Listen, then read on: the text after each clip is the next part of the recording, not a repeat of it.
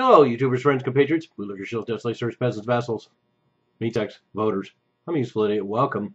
And let's go back to the good old USA, as I like to say. And conspicuous this year, of course, is the fact that I haven't really been doing that much election coverage. And I think I just can't stomach it anymore. This circus tent of freaks that the GOP put in the field. I think there were like 18 candidates to start with. And then the Hillary Clinton machine on the other side, seemingly the only choice at first.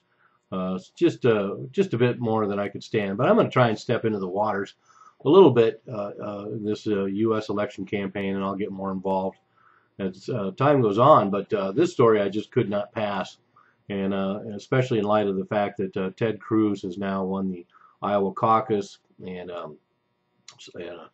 I kind of expected this would happen because they would have to nip the Trump machine in the bud right off the bat. And so I have little doubt that the election was manipulated in favor of the status quo candidate, which is ironic because Ted Cruz kind of markets himself as a Tea Party candidate, or at least he used to.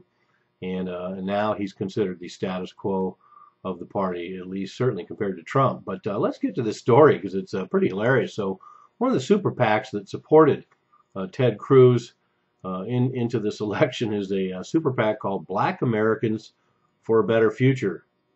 But the only problem is this super PAC is made up of only 5 dudes, and they're all white rich guys. Yep, you can't make this stuff up. Well, you can, and that works just as good. But this isn't made up, and all the donors are conservative white men. And 96% of its money comes from one guy, a billionaire Robert Mercer, who is a CEO of Renaissance Technologies in New York and apparently works with algorithms on Wall Street. But anyway, he's contributed to other Ted Cruz super PACs as well, $11 million in total. So anyway, it's nice to know that we can have a super PAC called Black Americans for a Better Future that's all white guys.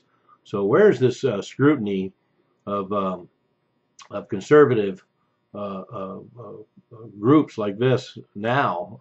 There was a big controversy several years ago, of course, about being conservative groups being spied on and having their super PACs and their PACs approved.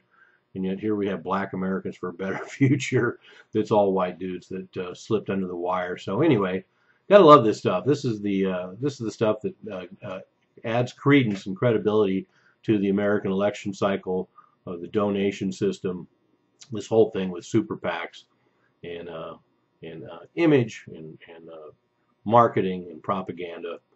Just gotta love it. So there you have it. Black Americans for a Better Future. Good job in Iowa. I'm a useful idiot. Don't you be one too.